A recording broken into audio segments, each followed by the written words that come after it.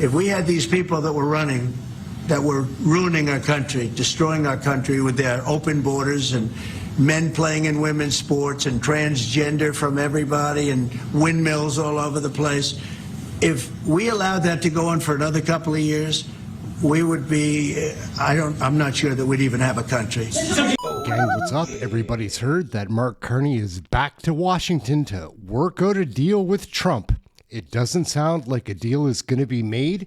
They spend a lot of time here embarrassing themselves, sucking up, faking, just duping and dodging what would seem to me to be all of Canada.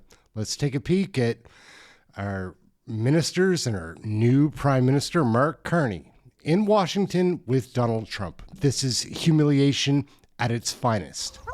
We're going to go into the Oval Office where Mark Carney, again, Prime Minister, is sitting down with Donald Trump. Let's have a brief listen into this conversation as these two might take some questions ahead of their formal meeting. Well, thank you very much, everybody. It's an honor to have the Prime Minister of Canada, Mark Carney, who I have made very popular. He's an extremely popular Prime Minister, and I'm very honored to do it because I liked him. Right from the beginning, I've liked him, and we've had a good relationship. We have some natural conflict, but we will probably work that out. But we've had a very strong relationship, and your hosting of the various countries that showed up, that was a beautiful job you did, and I appreciate it very much. We're going to be talking about trade. We're going to be talking about a lot of different things. We'll certainly be talking about Gaza. We're in very serious negotiations to, I guess you could say, depending on the way you count, 3,000 years. You could say 500 years. You could say, but that it's been raging for a long time. And I think there's a possibility that we could have peace in the Middle East. It's something even beyond the Gaza situation. We want a release of the hostages immediately, etc. And so our team is over there now. Another team just left, and other countries, literally every country in the world has supported the plan. Yep. I don't think there's anybody that hasn't, actually, not that I've seen. But there's a real chance that we could do something, so you may have some questions on that later. But in the meantime, we'll spend some time and we'll make some deals and we'll do some things that are good for both of our countries. And Mark, it's an honor to have you. Thank you very much. Thank you very much, Mr. President. If I may, you kindly hosted me and some of my colleagues a few months ago, and I said at the time, you are a transformative president. And since then, the transformation in the economy, unprecedented commitments of NATO partners to defense spending, peace from India, Pakistan through to Azerbaijan, Armenia, disabling Iran as a force of terror, and now, and I'm running out of time, but this is in many respects the most important. The merger of Canada and the United States. He cuts him off right when Mark Carney is getting to his most important point, and Mark Carney's not going to do a thing about it. Let's see. That wasn't where I was going. On this solemn day of commemoration of the horrific attacks of October 7th, for the first time in decades, hundreds of years, thousands of years, this prospect of peace that you've made possible. Canada stands foursquare behind those efforts, and we'll do whatever we can to support Very them. nice. Yeah. Thank you very much. Any questions? What would it take for you to drop or lower your tariffs on Canadian sectors, including aluminum? Well, we're going to be talking about that with the Prime Minister. We'll be talking about tariffs. We'll be talking about a lot of that, but that's for a little bit later on. I want to just acknowledge our great ambassador. Is he doing a good job? He's doing a good job. Otherwise, I'll get him out of there so fast. No, you have a good Is it the White House's position that furloughed workers should be paid for their back pay? I would say it depends on who we're talking about. I can tell you this, the Democrats have put a lot of people in great risk and jeopardy, but it really depends on who you're talking about. But for the most part, we're going to take care of our people. There are some people that really don't deserve to be taken care of, and we'll take care of them in a different way. Okay? Thank you. Mr. President, in your opinion, why has Canada and the United States failed to reach an agreement up until now? Well, it's a complicated agreement, more complicated maybe than any other agreement we have on trade, because, we have natural conflict, we also have mutual love. You know, we have great love for each other. I love this. I love Canada, the people of Canada, and Mark feels the same way about here. The problem we have is that they want a car company and I want a car company, meaning the U.S. wants a car company, and they want steel and we want steel. And, you know, so in other countries, they're very far away, and there's no problem. You can compete and you can do. We don't like to compete because we sort of hurt each other when we compete. And so we have a natural conflict. It's a natural business conflict. Nothing wrong with it. And I think we've come a long way over the last few months, actually, in terms of that relationship.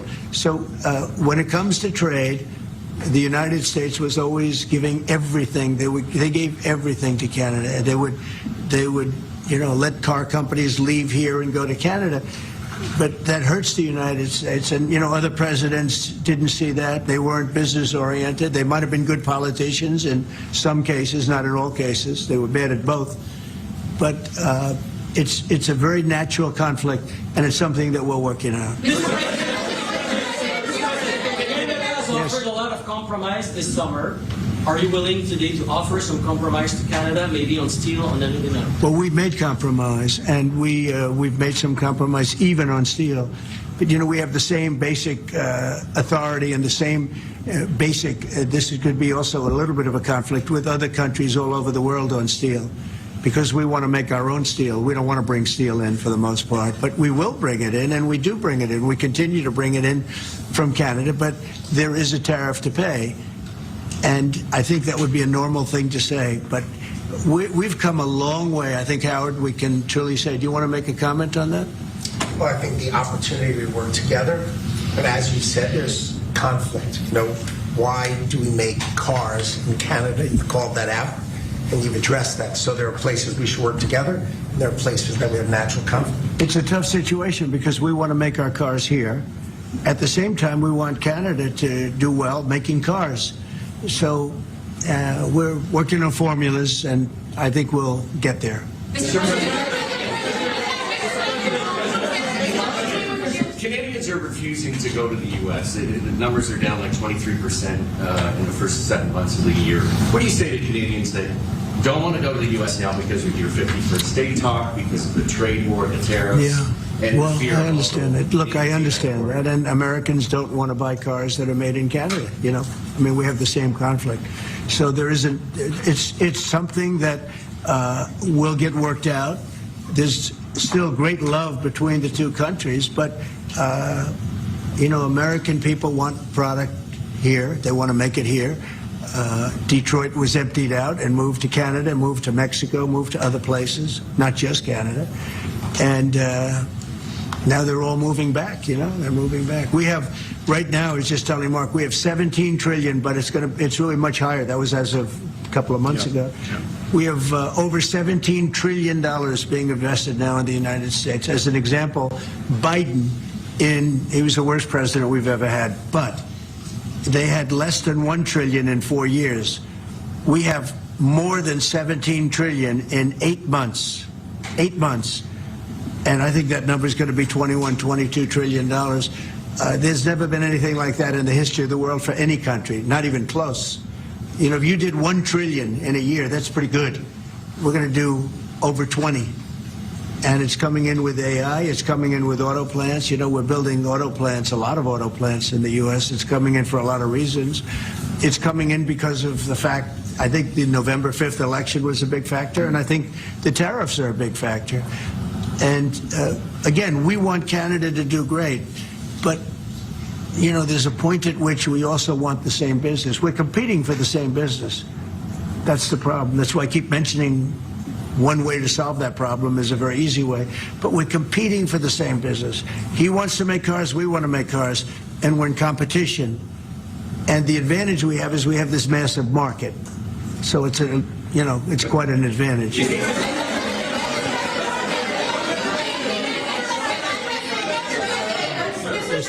Mr. President, can we talk about Portland for a second? Are you planning to invoke the Insurrection Act? And that would be, a very long-standing law that's been on the books. Yeah, well, it's been invoked before, as you know. if you look at Chicago, Chicago's a great city where there's a lot of crime. And if the governor can't do the job, we'll do the job. It's all very simple. They probably had 50 murders in Chicago over the last 5, 6, 7 months. Many people were shot. And then the governor gets up and he says, well, we can handle it. They can't handle it. They don't know what they're doing. The mayor is grossly incompetent. He's at a 4% approval rating in Chicago. He's at a 4%, lowest approval rating, lower than even de Blasio had, which is hard to believe in New York. I thought de Blasio would always maintain that record, but the Chicago guy is even lower. So I think that we want safe cities. If you look at D.C., you would right now, Mark, you could go out, take your family out to dinner, you could walk right down the middle of the street. There is no crime in D.C. When I got here, this place was a raging hellhole where people would come from Canada, people would come from other places and end up getting shot. Nobody's being shot. The National Guard's been unbelievable. I mean, they are strong, tough guys. You know, we won something at the Supreme Court, which is a big deal, merit. Everything now in this country is merit-based. I didn't think I'd ever see it again. And we have our soldiers are merit-based, too. And they're central casting. And they walk through that town, and I'll tell you what, this place is safe. It's beautiful. Now we're in Memphis, and the same thing's happening. You're getting the reports. The bad guys are saying, we don't want anything to do with this. And we're removing many people. In D.C., we took out 1,700 career criminals and sent them back to the countries from which they came, mostly led out by Biden and his people. Carney's not going to do any of that, not even close. That had an open border policy. And, you know, Canada, you suffered because of that, too, because they'd come here and they'd go into Canada also. So we're like a buffer for that in terms of Canada suffered greatly by Biden and the open border, the policy of open border, totally unchecked, totally unvetted. And these people were, you know, if you got 5%, 2%, now you were getting a lot of bad people. And we now have a closed border. You've done well. Yep. We have a closed border, and it's a really closed border. In fact, for 4 months, I don't even know if this is possible, but the figures were released. 0 people were able to come into the United States from the southern border. 0. And as you know, we've taken a very hard stand on drugs. This is also benefiting you. A lot of we call them the water drugs, the drugs that come in through water. They're not coming. There are no boats anymore. Frankly, there are no fishing boats. There's no boats out there, period. If you want to know the truth, we're saying, does anybody go fishing anymore? The fact is we knocked out, probably saved at least 100,000 lives, American lives, Canadian lives, by taking out all those boats coming in. So it's, and now they don't come in that way anymore. Now they'll come in other ways, and we're not going to allow that either. So we've done a great job on that. But on crime, Chicago's a great city, but you can't be a great city if you have murders and if you have a lot of problems, and they do. And they have an incompetent policy, just like they had open border policy, anybody could come in. They came in from prisons. They came in from mental institutions, drug dealers. They came in from all over the place, and we don't have that anymore. This country is becoming we're a very strong country. Look, financially speaking, I would say that because of the tariffs, because of the election, because of the policy, because of the great big beautiful deal, it's what I added the word great because it really is. It's the biggest bill ever passed in the history of our country. We don't need another bill. It's the biggest tax cuts. I mean, when you think no tax on tips, no tax on Social Security, no tax on overtime for the people. But far beyond that, what it does is incentivizes auto plants and AI and all of the things that nobody's ever passed a bill like. We don't need another bill. We don't need any more bills. I said, let's get it all at once. I was greatly helped by our Speaker, Mike Johnson, and by the Senate. I'll tell you what, John Thune's been, both of those guys have been incredible. And we got a bill passed that I said, let's see if we can get it all done. Because these Democrats are like insurrectionists, okay? They're so bad for our country. Their policy is so bad for our country. I said, let's see if we can get it all done. And everybody said it's not doable. because it's the biggest bill ever passed in the history of our country. And we got it all done. We don't need anything else. We got everything we want. And now, because of that, that's a big reason why the companies are coming in. You know, 1 year depreciation, 1 year write-off, 1 year expensing. Nobody's ever seen anything like it. So they're coming in from all over the world. But to have a great country, you can't have crime. And we don't have crime, but we have cities where there's tremendous crime. And Chicago's one of them. And if the governor can't straighten it out, we'll straighten it out. Thank you. A question for the president. Do you remain committed to? Mr. Prime Minister, I'd like to know how come the UK and the European Union have succeeded to sign deals and bring the tariffs down, and Canada still hasn't been able to do the same? Yeah, because they're not located right next to each other. It makes it. In many cases, it's much better and easier. But yeah, if I may, let's be clear about the relationship as it stands right now. We are the second largest trading partner of the United States. We do a lot of trade going across the border where we're cooperating, first thing. Secondly, we are the largest foreign investor in the United States. $500 billion in the last 5 years alone, probably $8 trillion in the next 5 years if we get the agreement that we expect to get. Thirdly, there are areas, as the President just said, where conflict, maybe not so much conflict, we compete. There are areas where we compete, and it's in those areas where we have to come to an agreement that works. But there are more areas where we are stronger together, and that's what we're focused on. And we're going to get the right deal. Right deal for America, right deal, obviously, from my perspective, for Canada.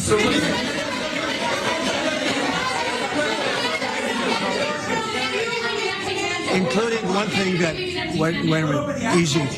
wait. So one thing where we are working very closely is the Golden Dome. That's the protective mechanism, and you see how that works. It's unbelievable.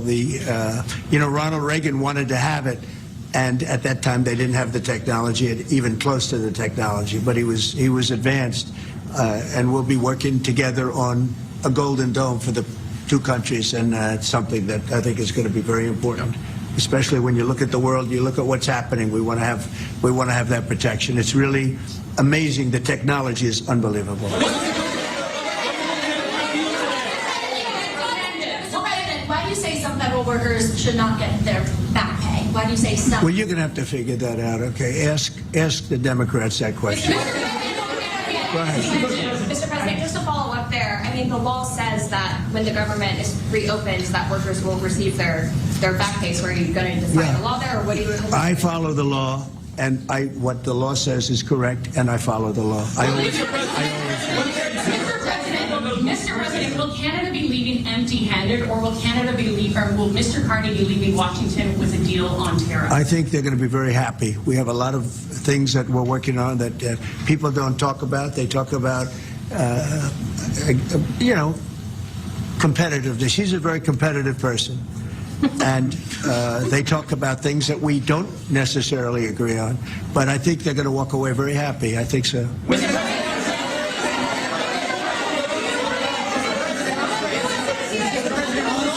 That you've signed, there's been a minimum tariff that countries have got. When USMCA gets renegotiated, do you want a minimum tariff on goods between Canada and the U.S.? Well, we're going to have tariffs between Canada, and they have them with us. I will say with our farmers, as you know, they went up to as much as 400%, 250, 300, and even one at 401. We found one having to do with a very small product, but it was high. So we've always had tariffs between the two of us, and actually Canada was charging us very high tariffs on our agricultural things, a lot of our agricultural product, and that's one of the things that we talk about for bringing that down. So this is a mutual thing, but we've been charged tariffs. Look, we're the king of being screwed by tariffs, just so you understand. And I'm not talking about with Canada. I'm talking about with countries all over the world. When you look at Europe, when you look at China, when you look at all of the, almost every country charged the U.S., we didn't charge them. Because we were led by stupid people in many cases. Stupid people. They took advantage of our country. They're not taking advantage of us anymore. If you looked at European Union, they're all my friends. I don't blame them. I blame our presidents. I blame our past presidents and, business leaders. but we are the king of countries that have been taken advantage of for many, many years. We've been paying trillions and trillions of dollars and receiving nothing at all. As an example, prior to the deal with Europe, where they pay a lot of money, but they're happy and I'm happy. The deal was good. It's a fair deal, but it wasn't fair. You couldn't put a car into Europe. You couldn't sell your agriculture into Europe. You couldn't do anything. And now we have it so that it's open. We charge them tariffs. We didn't charge them tariffs for car. They charge us tremendous. I said to Angela Merkel once, I said, how many cars have gone to Germany from the United States? And she said, well, I don't believe any. And I said, you're right. You're right. Well, that doesn't happen anymore. And they're paying a fair amount. It's just a fair amount. It's not. I could ask for much more. It's a fair amount. But the United States now is using the same thing that they've used on us. And I just can't believe it's taken presidents so long to do this. And again, we're going to treat people fairly. We're going to especially treat Canada fairly. But I can't believe it's taken so long where we get charged and don't charge them. Japan was a good example. We made a deal with Japan. You saw that, Mark? A deal with Japan. It's a much different deal than we've had in the past. But they would send us millions of cars, no charge. We weren't allowed to send them cars. We sent them no cars. I doubt you had one car go into Japan because we were restricted. They didn't want our cars. Same thing with Europe, same thing with other places. So now all we do now is fairness, but fairness leads us to the most successful country there's ever been. You know, we have some advantages over other countries, and we do have a great market. We have an amazing market. But you know what? If I let this go, if we didn't win this election, if we had these people that were running, that were ruining our country, destroying our country with their open borders and men playing in women's sports and transgender from everybody and windmills all over the place, if we allowed that to go on for another couple of years, we would be, I'm not sure that we'd even have a country.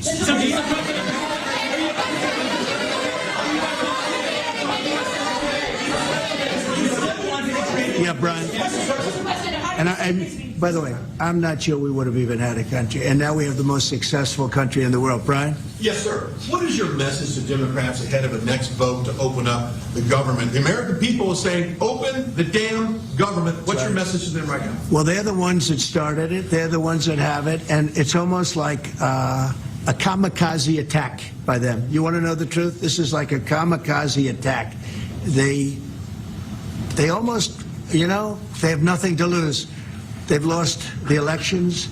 They've lost the presidential election in a landslide. I saw the other day where Kamala said this was a very close election.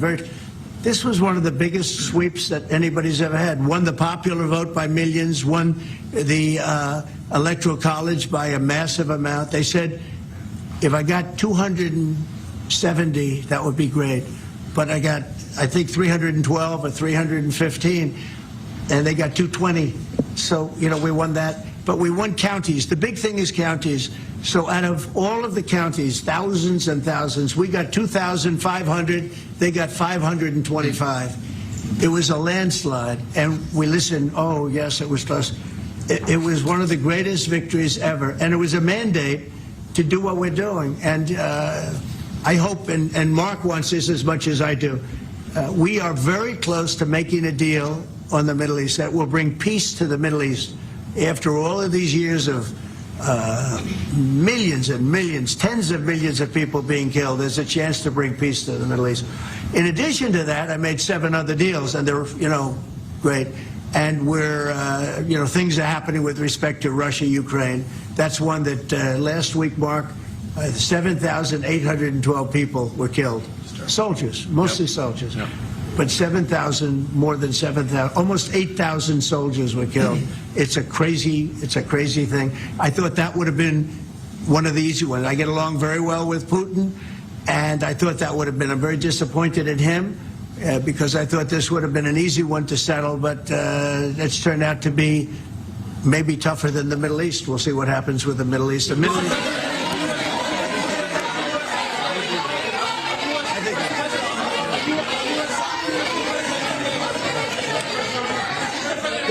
behind, yes. Is the fentanyl crisis over with Canada, with the Canadian border? Is what? The fentanyl crisis. No, it's not over. It's never. I think it's never going to be over, frankly. But they've done. Canada's worked hard, and they've done a much better job than in the past.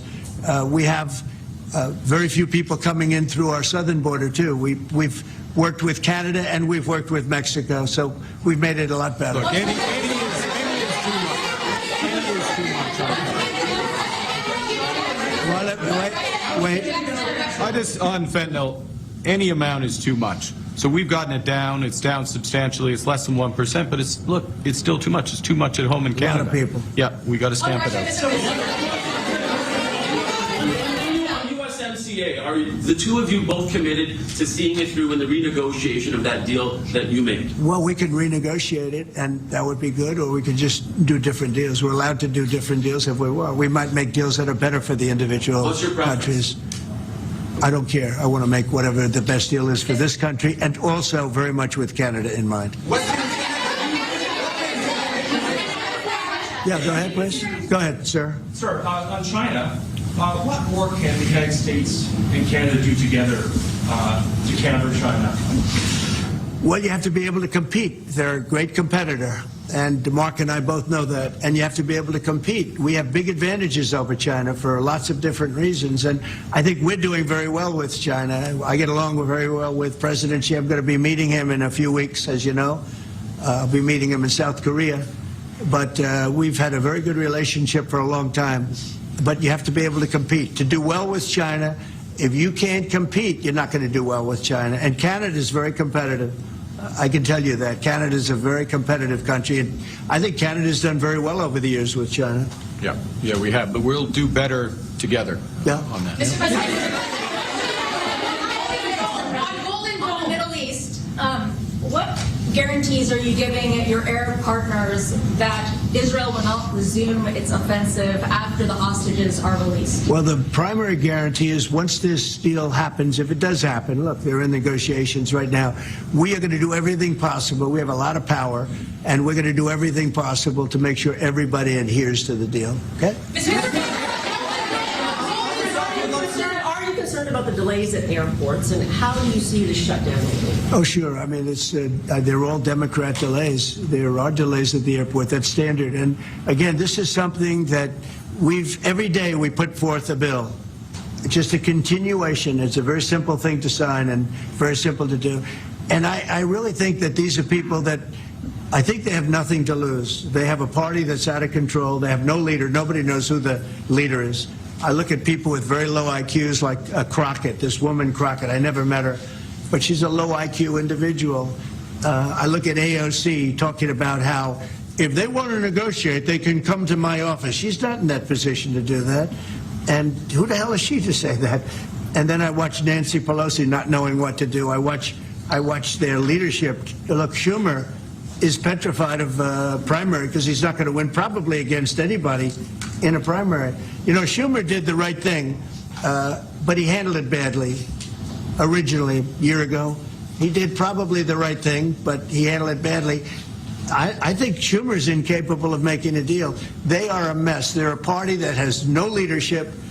They have, and they have no policy. You know, I think we have great leadership, but we also have great policy. We have strong borders. We have no men and women's sports. I mean, basic things. We're not going to take your child away and change the sex of your child. We're not going to do things like that. What they're doing to the country is so incredible. And they got away with it with all their woke crap, and now it's stopped. And we have a country that's based on common sense and strength and intelligence. I mean, we have the United States of America, and I say it all the time. Other leaders have told me this. Mark hasn't yet, but I think he would. A year ago, we were a dead country, and now we are the hottest country anywhere in the world. Maybe Canada. I'll give Canada, but because I do like Canada. But you know, we're the hottest country in the world right now. There's never been a country that has the kind of money coming into it. There's never been anything like this. There's never been a country that if you take $1 trillion, that would be unbelievable. We're going to have over $20 trillion invested in this country. There's never been anything like what you're seeing. And it's based on good policy and common sense and leadership. Yeah.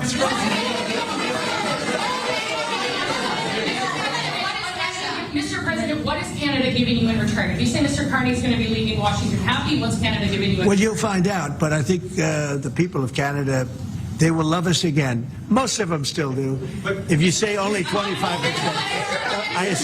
I assume a lot of them, I think they love us.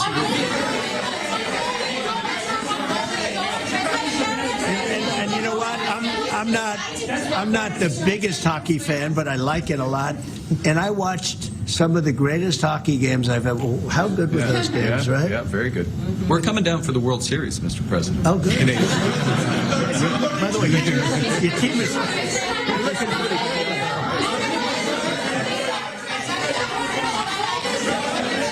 Mr. President, will you sign a trade deal with Canada that doesn't include supply managed goods like dairy, for example? If the federal government. Well, a deal would include dairy. I mean, it's going to include everything. We'll do a comprehensive. Have you identified programs to eliminate under this shutdown? Oh, sure. Which ones? We have a lot. I'm not going to tell you, but we'll be announcing it pretty soon. But we have a lot of things that we're going to eliminate and permanently eliminate. You know, one of the things that we have is some advantage, you could say. But because of the shutdown, which I think they made a big mistake, we're able to take out billions and billions of dollars of waste, fraud, and abuse. And they've handed it, on a silver platter. And you know Russell Vogt, he's a serious person, very serious person. And he's sitting there and he's getting ready to cut things. And this is something that was handed to us by, I assume, Schumer. I just don't know if Schumer has any power anymore. I look at your leadership, I don't know who to speak to. I'll tell you what, I'm getting calls from Democrats wanting to meet. I never even heard their names before, and they're claiming to be leaders. The Democrats have no leader. They remind me of Somalia, okay? And I met the president of Somalia. I told him about the problem he's got. I said, you have somebody from Somalia who's telling us how to run our country. She's from Somalia. He said, would you like to take her back? He said, no, I don't want her. Okay, you know who I'm talking about? Say it again. How many permanent jobs are you talking about? Well, I can tell you, I'll be able to tell you that in 4 or 5 days if this keeps going on. If this keeps going on, it'll be substantial. And a lot of those jobs will never come back. But you're going to have a lot closer to a balanced budget, actually. Is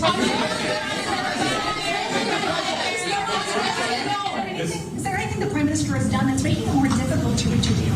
Say it? Is there anything that the Prime Minister has done that's making it more difficult or easier to reach a deal? No, I think he's a great Prime Minister. I mean, he could represent me anytime. I will tell you, I'm not saying that because he's here.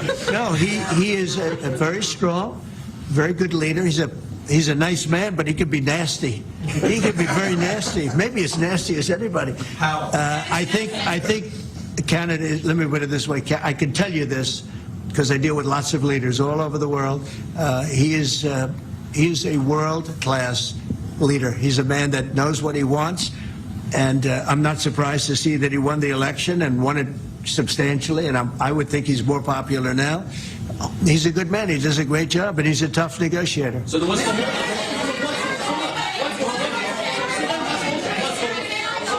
then what's holding things up? If he's a great man and you want to do a deal with Canada, why aren't you? Because I want to be a great man, too. Thank you very much. Thank you, everybody. That could have been good. I think you got that one. That could have been good. Thank you very much. So what do we think about that, gang? Did Mark Carney hang in there with Donald Trump, President of the United States, or did he sit there like a moron, taking pot shots, really not having any attention being paid to him? Oh, it's a gong show. But he's going to get a good deal. He's going to be coming back from Washington with a smile on his face. Lord. Aaron, Canadian Looney, like, share, subscribe. We'll catch you in the next video. Oh, boy. We need an election in Canada, right? Yep. Catch you in the next video.